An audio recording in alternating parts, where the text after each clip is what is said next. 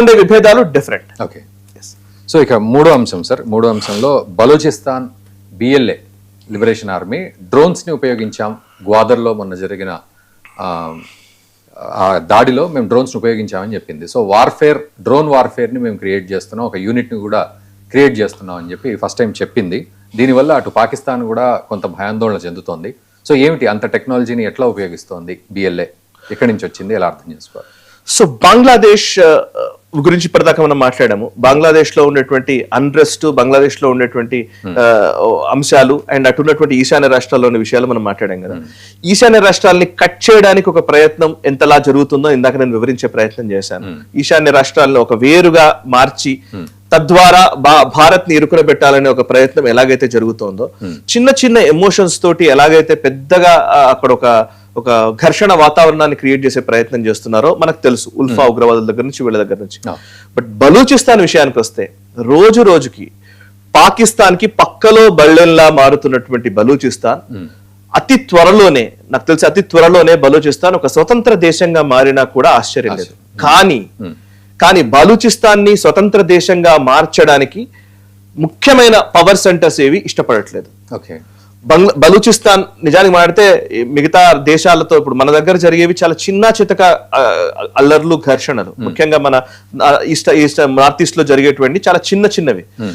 వీటిని ఎక్కువ flare up చేస్తున్నారు కానీ బలూచిస్తాన్ విషయంలో మాత్రం దాన్ని తక్కువ చేసి చూపించే ప్రయత్నమే చేస్తున్నారు. ముఖ్యంగా వెస్టర్న్ మీడియా, మేజర్ గా చెప్పాలంటే America controlled media, Europe control చేస్తున్నటువంటి మీడియా, వీళ్ళెవ్వరు కూడా బలూచిస్తాన్ గురించి పెద్దగా రాయరు. బలూచిస్తాన్ అనగానే ఏదో మిలిటెంట్ ఆర్గనైజేషన్ అని, అదొక రెబేలియన్ గ్రూప్ అని, లేకపోతే టెర్రరిస్ట్ గ్రూప్ అని కొంతమంది రాస్తారు. కానీ నిజానికి బలూచిస్తాన్ లో జరుగుతున్నది స్వతంత్ర పోరాటమే, దాంట్లో డౌట్ అక్కర్లేదు. వాళ్ళు ఇప్పుడు కాదు, 1947 ఏదైతే దేశ విభజన జరిగిందో, విభజన జరిగినప్పటి నుంచి ఇప్పటి వరకు ఇన్సర్జెన్సీస్ చేస్తూనే ఉన్నారు.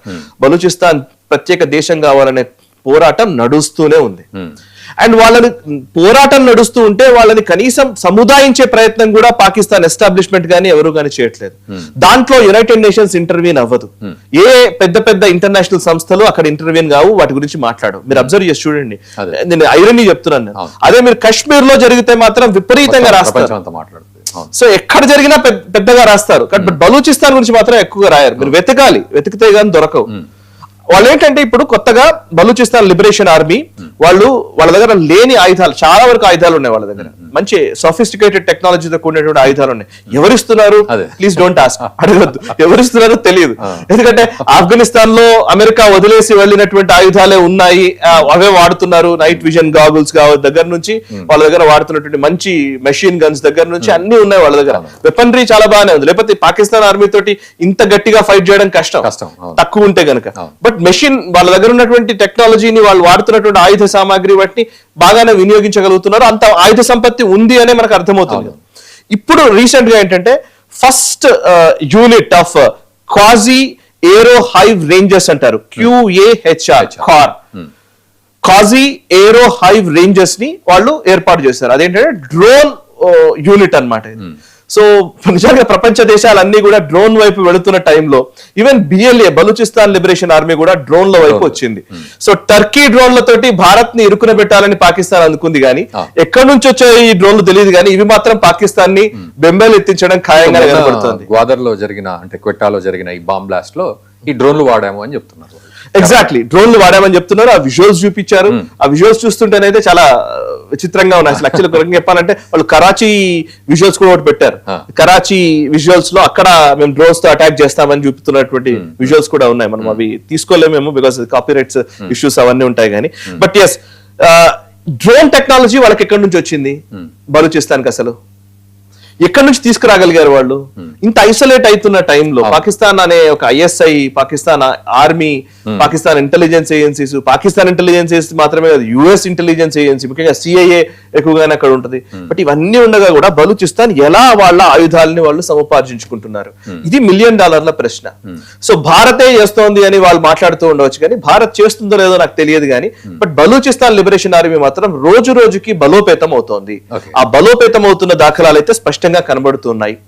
అండ్ ఇంకొక అంశం ఉంది, ఎందుకు బలూచిస్తాన్ దగ్గర ఆయుధాలు ఉన్నాయనంటే, మనకు దీనికి BLA కి 26/11 అటాక్ కి లింక్ ఉందండి. ముంబైలో జరిగినటువంటి మన ముంబై పేలుళ్ళకి బలూచిస్తాన్ కి లింక్ ఉంది. అది కొంతమేర ధురంధర్ అనే సినిమాలో చూపించారు కొంతమేర. అదేంటంటే యాక్చువల్లీ మన దగ్గర వాడినటువంటి కసబ్ గాని అజ్మల్ కసబ్ తో పాటు వచ్చినటువంటి టెర్రరిస్టులు అందరూ వాడినటువంటి ఆయుధాలు ఏవైతే ఉన్నాయో ఆ ఆయుధాలన్నీ బలూచిస్తాన్ నుంచి వచ్చినవి. ఓకే, పాకిస్తాన్ ఆయుధాలని వాడితే మన ఇంటెలిజెన్స్ ఏజెన్సీస్ వాటిని గుర్తిస్తాయి. ఇది పాకిస్తాన్ వెపన్స్ అని మనం గుర్తించగలిగితే వాటికి సంబంధించిన కోడ్స్ అవన్నీ ఉంటాయి కాబట్టి వాటిని మనం గనక గుర్తించి వాటిని గనక మనము యునైటెడ్ నేషన్స్ కో లేకపోతే ఫటాఫ్ ఫైనాన్షియల్ యాక్షన్ టాస్క్ ఫోర్స్ ఉంటుంది, ఇట్లాంటి వాటి ముందుకు ఆ ఆధారాన్ని కనుక తీసుకెళ్తే పాకిస్తాన్ చాలా కష్టపడాల్సి వస్తుంది, ఐసోలేట్ అయిపోతుంది. పాకిస్తాన్ డిప్లొమాటిక్ లెవెల్లో ముఖ్యంగా అంతర్జాతీయ సమాజం ముందు అది ఐసోలేట్ అవుతుంది. సో అట్లా అవ్వకుండా ఉండాలంటే ఏం చేస్తుంది అంటే ఐఎస్ఐ ఇట్లా బలూచిస్తాన్ నుంచి ఆయుధాలు తెప్పించి వాళ్ళు మన దగ్గరికి పంపించారు. ఇస్మాయిల్ కశ్మీర్ అని ఉంటాడు మేజర్, వాడు చేసింది ఇదంతా. సో అతను ఈ దాంట్లో సినిమాలు కూడా కొంత చూపించారు. రెహమాన్ డకాయిత్ అనే వ్యక్తి బలూచిస్తాన్ కి సంబంధించినటువంటి వ్యక్తే, కానీ వాడు ఐఎస్ఐకి ఈ ఆయుధాల్ని బలూచిస్తాన్ లిబరేషన్ ఆర్మీ నుంచి తీసుకొచ్చి ఇటువైపు సరఫరా చేశారు. ఆ ఆయుధాల్ని ఐఎస్ఐ ఉగ్రవాదులకు ఇచ్చి అజ్మల్ కసబ్ సహా మిగతా ఉగ్రవాదులకు ఇచ్చి ముంబైలో మారణహోమం సృష్టించింది అని. సో ఆ టైంలో దాని మీద వచ్చిన టైంలో మొన్న ధురంధర్ సినిమా వచ్చిన టైంలో కూడా బలూచిస్తాన్ అనే పేరు తీసుకున్నప్పుడు యాక్చువల్లీ బలూచిస్తాన్ కు సంబంధించినటువంటి కీలక నాయకులు ట్వీట్ చేశారు, వాళ్ళు స్టేట్మెంట్స్ ఇచ్చారు. ఏంటి అని అంటే, మాకు భారత్ మీద జరిగే దాడికి మాకు ఏ సంబంధం లేదు, మేము ఇచ్చిన ఆయుధాలు పలానా వాడికి ఇచ్చాము, అది మీ దగ్గరికి వస్తున్నాయని మీ మీద ప్రయోగించడానికి ఇస్తున్నారన్న విషయం మాకు తెలియదు. సో మమ్మల్ని అనవసరంగా దోషులుగా చూడకండి, మాకు భారత్ తో సత్సంబంధాలు ఉన్నాయి, మాకు భారత్ అంటే చాలా ఇష్టం, మాకైనా భారత్ కైనా అంటే బలూచిస్తాన్ కైనా భారత్ కైనా పాకిస్తాన్ శత్రు దేశం, పాకిస్తాన్ విషయంలో మాకు శత్రువుగా మేము భావిస్తాం కానీ మిమ్మల్ని కాదు, సో మమ్మల్ని అలా భావించకండి అని అంటే ఈవెన్ భారత సెన్సార్ బోర్డ్ కూడా బలూచ్ అనే పేరు వచ్చినప్పుడు, బలూచిస్తాన్ అనే పేరు వచ్చినప్పుడు మ్యూట్ చేయండి అని చెప్పేసి ఏదో చెప్పారు, గైడ్ లైన్స్ ఇచ్చారు. మోస్ట్లీ మరి నెక్స్ట్ సెకండ్ పార్ట్ లో ధురంధర్ సెకండ్ పార్ట్ లో అది జాగ్రత్త పడతారేమో తెలియదు. బికాస్ ఎందుకంటే బలూచిస్తాన్ వాళ్ళు ఎప్పుడూ కూడా భారత్ ని శత్రు దేశంగా చూడలేదు, కానీ బలూచిస్తాన్ ని వాడుకొని అక్కడి నుంచి ఆయుధాలను తీసుకొని మన దగ్గర ముంబైలో మారణహోమం సృష్టించారు. అంటే మీరు ఎందుకు చెప్పానంటే 2008లోనే వాళ్ళ దగ్గర ఆయుధాలు ఉన్నాయి. సో ఇవాళ ఏదో మోదీ గారు వచ్చిన తర్వాత ఇవాళనే వాళ్ళు ఏదో కొడుతున్నారని కూడా అనడానికి లేదు. బట్ ఇవాళ తీవ్రత పెరిగింది, అంతవరకు చెప్పగలను. తీవ్రత పెరిగింది ఎందుకంటే పాకిస్తాన్ ఆల్రెడీ ఐసోలేట్ అవుతున్న టైంలో ఉంది. పాకిస్తాన్ ఎకనామికల్లీ ఇబ్బంది పడుతుంది, వాళ్ళు అడ్వాన్స్డ్ గా మారుతున్నారు. పాకిస్తాన్ ఇంకోటి ఏంటంటే వల్నరబిలిటీ కూడా ఉంటుంది. పాకిస్తాన్ ఎస్టాబ్లిష్మెంటే వల్నరబుల్ గా ఉంది కదా. ఇవాళ ఇమ్రాన్ ఖాన్ ను జైల్లో పెట్టారు, అక్కడ ఉన్నటువంటి ప్రభుత్వం కూడా నిజంగా ప్రభుత్వానికి మద్దతు ఉందా అంటే లేని పరిస్థితే. వాళ్ళు పాకిస్తాన్ కూడా ఆర్థికంగా కొలాప్స్ అవుతున్న పరిస్థితిలో ఉంది, చాలా దేశాల దగ్గరికి వెళ్ళి అడుక్కునే పరిస్థితిలో ఉన్నామని వాళ్ళే చెప్తున్నారు. ఇట్లాంటి ఒక వల్నరబిలిటీస్ మధ్య ఉన్నటువంటి దేశం కాబట్టి మేబీ బిఎల్ఏ స్ట్రాంగ్ గా అవ్వడానికి ఇది కూడా ఒక కారణంగా కనబడుతోంది. అండ్ ఇప్పుడు ఆఫ్ఘనిస్తాన్ నుంచి వాళ్ళకి సపోర్ట్ వస్తుంది. ఆఫ్ఘనిస్తాన్ కి బలూచ్ కి రెండుకి బార్డర్ ఉంటుంది కాబట్టి ఆఫ్ఘనిస్తాన్ నుంచి కూడా వాళ్ళకి సపోర్ట్ అందుతోంది. సో ఇప్పుడు ఈవెన్ ఇరాన్ నుంచి కొంతమంది వాళ్ళకి సపోర్ట్ చేసే వాళ్ళు ఉంటారు. సో ఈవెన్ షియా కమ్యూనిటీకి సంబంధించి. So what ever it may be, but drone technology BLA దగ్గరికి రావడం అనేది నిజంగా ఇది ఆశ్చర్యమే, ఒక రకంగా చెప్పాలంటే ఆసక్తికరమైనటువంటి అంశం. ఇక్కడ పాకిస్తాన్ మీద దాడి చేసే అవకాశాలు ఇంకెక్కువగా ఉంటాయి డ్రోన్లతో, ఎందుకంటే ఈ లైట్ వెయిట్ వెహికల్స్ ఇవన్నీ. సో ఎప్పుడంటే అప్పుడు తీసుకెళ్లి ఏదో రకంగా అటాక్ ప్లాన్ చేసి చీప్ అండ్ బెస్ట్, చాలా తక్కువ ఖర్చుతో ఎక్కువ విధ్వంసం చేయగలిగేవి కాబట్టి. ఓకే, యా కరెక్ట్ మీరు అన్నది. ఇప్పుడు చాలా తక్కువ ఖర్చుతో డ్రోన్లతోటి వీళ్ళు అటాక్ చేయగలరు. అటాక్ చేసేటువంటి సామర్థ్యం కూడా బిఎల్ఏ దగ్గర ఉంది. అంటే వాళ్ళు నిజంగా చెప్పాలంటే వాళ్ళు బలోచిస్తాన్ కావచ్చు, అటు ఆఫ్ఘనిస్తాన్ కావచ్చు, అండ్ అటు పష్తూన్ ఏరియా ఖైబర్ పఖ్తూన్ఖ్వా కావచ్చు, ఈ 3 ఏరియాస్ లో కూడా అండి వాళ్ళకు వార్ఫేర్ వాళ్ళకు డిఎన్ఏలోనే ఉంటుందేమో అనిపిస్తుంది అండి. ఎందుకంటే డిఎన్ఏలోనే ఉంటుందేమో. ముఖ్యంగా ఆఫ్ఘనిస్తాన్ తాలిబాన్లని అమెరికా లాంటి సైన్యము కొన్ని సంవత్సరాల పాటు కొన్ని billions of trillions of dollars ఖర్చు పెట్టి ఏం చేశారంటే ఏమి చేయలేని పరిస్థితిలో ఉన్నారు. నిజంగా ఈవెన్ ఒసామా బిన్ లాడెన్ వాళ్ళు ఫస్ట్ పట్టుకోలేకపోయారు. వాళ్ళు పాకిస్తాన్ లోకి వచ్చి తలదాచుకుంటే ఇంటెలిజెన్స్ సమాచారం ద్వారా సేకరించి కొట్టగలిగారు, కానీ నిజంగానే వార్ఫేర్ లో తాలిబాన్లను ఏమి చేయలేకపోయారు. మళ్ళీ లాస్ట్ కి తాలిబాన్లకే అప్పజెప్పిపోవాల్సిన పరిస్థితి వచ్చింది అమెరికాకి. అంటే వాళ్ళు చివరి రక్తపు బొట్టు వరకు పోరాడే ఒక పటిమ ఆఫ్ఘనిస్తాన్ లో తాలిబాన్లలో ఉంటుంది. అండ్ ఈవెన్ బలూచిస్తాన్ లో కూడా అది కనిపిస్తోంది. ఇన్నిసార్లు ఇన్ని ఇన్సర్జెన్సీస్ జరిగిన తర్వాత కూడా ఇంకా బలూచిస్తాన్ లిబరేషన్ ఆర్మీ కంటిన్యూ అవుతోంది అని అంటే దానికి సంకేతం ఏంటి? మొన్న జరిగిన బ్లాస్ట్ లో కూడా 2 మహిళలు ఎగ్జాక్ట్లీ. సో ఇంకే అందులో మళ్ళీ డెమోక్రటిక్ మూవ్మెంట్స్ కూడా చేస్తున్న వాళ్ళు ఉన్నారు అక్కడ. మెహ్రాన్ బలూచ్ చాలా అద్భుతంగా ఆమె పనిచేస్తుంది. ఆమె ఇప్పుడు జైల్లో పెట్టారనుకోండి, అది వేరే విషయం. అండ్ ఈవెన్ ఖైబర్ పఖ్తూన్ఖ్వా, మీరు ఖైబర్ పఖ్తూన్ఖ్వా గురించి కూడా మనం తెలుసుకోవాలి. యాక్చువల్లీ పష్తూన్ ట్రైబ్స్ వాళ్ళు ఖాన్ అబ్దుల్ గఫర్ ఖాన్ అంటారు. ఆయన అసలు యాక్చువల్లీ భారత్ లో కలవాలని కోరుకున్నటువంటి వ్యక్తి. సో మన నెహ్రూ గాంధీల వల్ల అది కలవలేదు. తర్వాత అఫ్ కోర్స్ ఆయన ఖాన్ అబ్దుల్ గఫర్ ఖాన్ గారికి మనం భారత రత్న కూడా ఇచ్చాం. ఆయన పష్తూన్ తెగకు చెందినటువంటి వ్యక్తి. మొదటి తరం పాకిస్తాన్ ఫౌండర్స్ లో ఒకడు. పాకిస్తాన్ లో ఆయన మమేకం అవ్వాలని అనుకోలేదు, ఎప్పుడు కలవాలని అనుకోలేదు. బట్ ఆ పష్తూన్ లేదా ఖైబర్ పఖ్తూన్ఖ్వాకు సంబంధించినటువంటి వాళ్ళు పాకిస్తాన్ తో పెద్దగా అంటగా పాకిస్తాన్ కి వ్యతిరేకంగా వాళ్ళు పోరాడుతూ ఉన్నారు. అప్పుడు ఒక చర్చ కూడా వచ్చింది. మనం బంగ్లాదేశ్ గురించి మాట్లాడుతున్నాం కాబట్టి చెప్తున్నాను.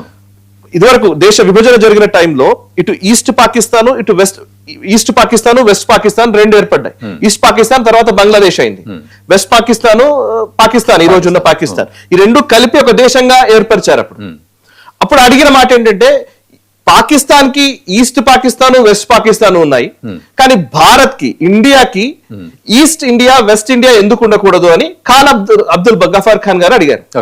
అంటే ఆయన ఉద్దేశం ఏంటి అంటే, ఆ Baloch and at the same time Khyber Pakhtunkhwa రెండింటిని కలిపి భారత్ తో ఒక దేశంగా ఏర్పరచండి, మధ్యలో పాకిస్తాన్ ఉంటుంది అని అంటే మన నెహ్రూ గాంధీలు వ్యతిరేకించారు, విభేదించి మీరుండండి, మాకు అక్కర్లేదు, మీరు ఆ పాకిస్తాన్ తో కలిసి ఉండండి అని చెప్పి వీళ్ళు ప్రొవోక్ చేసి పంపించారు. నిజానికి వాళ్ళకి ఆ రోజు కలవాలని లేదు, ఈ రోజు కలవాలని లేదు. సో మధ్యలో మనం కలిపి దాన్ని అలా కంటిన్యూ చేస్తూ వచ్చాం. అది ఎప్పటికైనా విడిపోక తప్పదు. పాకిస్తాన్ ఎప్పటికైనా విభజించక తప్పదు. మీరు చెప్తున్నారు. అంటే ఓవరాల్ గా అంటే బలోచిస్తాన్ అనేది సపరేట్ అవ్వక తప్పదు అనే విషయాన్నే అంటే భవిష్యత్తులో మనం ఎక్స్పెక్ట్ చేయొచ్చా? ఎందుకంటే ఇప్పుడు భారత్ కూడా ఈ విషయాన్ని నిశితంగా పరిశీలిస్తోంది. అవును. సో ఆ రకంగా చూసినట్లయితే ఇంకా కంపల్సరీ బలోచ్ అనేది అక్కడ ఉన్న వాళ్ళు గెలిచే అవకాశం ఎక్కువగా ఉంటుందా అనేది, వాళ్ళు బలూచ్ అంటే గెలిచే అవకాశము ఉంటుందా ఉండదా అనే దగ్గరికి వస్తే, వాళ్ళ దగ్గర ఉన్న పోరాట పటిమకి బయట నుంచి శక్తులు తోడవుతే వాళ్ళు విజయం సాధించవచ్చు. బయట నుంచి శక్తులు అన్నప్పుడు ఎవరు వస్తారు? భారత్ ఒకటి సరిపోదు. ఎందుకు బలూచిస్తాన్ ఈ రోజుకి కూడా అది అలాగే కంటిన్యూ అవుతోంది, పాకిస్తాన్ ఎస్టాబ్లిష్మెంటే గెలుస్తూ వస్తోంది అని అంటే కనుక ఎందుకు అని అంటే దానికి కారణం రెండు. ఒకటి, చైనా పెట్టుబడులు ఉన్నాయి అక్కడ. గ్వాదార్ పోర్ట్ ని డెవలప్ చేస్తోంది చైనా. సిపిఈసి అంటారు, చైనా పాకిస్తాన్ ఎకనామిక్ కారిడార్ అని. చైనా పాకిస్తాన్ ఎకనామిక్ కారిడార్ మీకు పై నుంచి ఖైబర్ పఖ్తూన్ఖ్వా నుంచి కింద వరకు మన బలూచిస్తాన్ నుంచే వచ్చి గ్వాదార్ పోర్ట్ వరకు వస్తుంది. గ్వాదార్ పోర్ట్ ని వాళ్ళే డెవలప్ చేస్తున్నారు. సో బలూచిస్తాన్ లో వాళ్ళ ఇన్వెస్ట్మెంట్స్ ఎక్కువ ఉన్నాయి చైనాకు సంబంధించి. సో చైనా ఆ బలూచిస్తాన్ సపరేట్ దేశం అవ్వడాన్ని ఇష్టపడదా అంటే కాదు. దానికి రీజన్ ఏంటంటే, సపరేట్ దేశం అయినా సపరేట్ దేశం కాకపోయినా ఆ వనరుల్ని కొల్లగొట్టుకునే అధికారం నా దగ్గరే ఉంది కదా. సో నేను పాకిస్తాన్ కూడా ఏం చెప్తుంది ఎస్టాబ్లిష్మెంట్, ఇప్పుడు ఉన్నటువంటి షబాజ్ షరీఫ్ గానీ వీళ్ళు ఏం చెప్తారు, మీరు బలూచిస్తాన్ సపరేట్ దేశం అయితేనే మీకు లాభం ఏంటి, నేను ఇస్తున్నాను కదా నీకు ఫ్రీ హ్యాండ్, మీరు కావాల్సినంత తీసుకోండి, స్వతంత్రంగా మీరు ఏదంటే అది తీసుకునే అవకాశం ఇస్తున్నప్పుడు సో నేను సపరేట్ దేశం కావాలని నేను ఎందుకు కోరుకుంటాను? బట్ ఈశాన్య రాష్ట్రాల్లో అది కాదు. ఈశాన్య రాష్ట్రాల్లో ఏది చేయాలన్నా డెఫినెట్లీ భారత్ పర్మిషన్ కావాలి. భారత్ కు అనుకూలంగా ఉండేవే మనం చేయనిస్తాం. సో మాకు అనుకూలంగా మా ఇష్టం వచ్చినట్టు మేము చేసుకుంటాము అని అంటే వాళ్ళకి ఇష్టం వచ్చినట్టుగా మనం దోచి పెడితే వాళ్ళు కూడా తీసేసుకుంటారు. కానీ మనం అలా అనట్లేదు కదా. సో పాకిస్తాన్ అలా అనదు. పాకిస్తాన్ ఏంటంటే ఫ్రీ హ్యాండ్. అమెరికా అయితే అమెరికాకి రేరర్స్ కావాలా తీసుకోండి, మీరు చైనా పాకిస్తాన్ ఎకనామిక్ కారిడార్ కావాలా తీసుకోండి, మీ ట్రేడ్ కోసం దీన్ని వాడుకుంటారా వాడుకోండి, కావాలంటే ఇక్కడ ఉన్న అమ్మాయిలు వాళ్ళు ఎవరన్నా మీరు స్లేవ్స్ గా తీసుకెళ్తారా తీసుకెళ్ళండి. అది కూడా జరుగుతున్నాయి. మిస్సింగ్ కేసులు నమోదవుతున్నాయి. బలూచిస్తాన్ లో విపరీతంగా మిస్సింగ్ కేసుల గురించి మెహ్రాన్ బలూచ్ పోరాడుతోంది. అక్కడ ఉన్నటువంటి వాళ్ళని తీసుకెళ్లిపోయి అక్కడ స్లేవ్స్ గా చైనాలో వాడుకుంటున్న సందర్భాలు ఉన్నాయి. ఈవెన్ షింజియాంగ్ ప్రావిన్స్ లో వాడుతున్న సందర్భాలు ఉన్నాయి. సో ఇట్లాంటి కాన్ఫ్లిక్ట్స్ మధ్య బలూచిస్తాన్ స్వతంత్ర దేశంగా ఏర్పడడం అనేది సాధ్యం కాదు. ఎందుకు కాదు అని అంటే ప్రపంచ దేశాల ఇంట్రెస్ట్లు దానికి అనుగుణంగా లేవు. వాటికి భిన్నంగా నిలబడి కొట్లాడి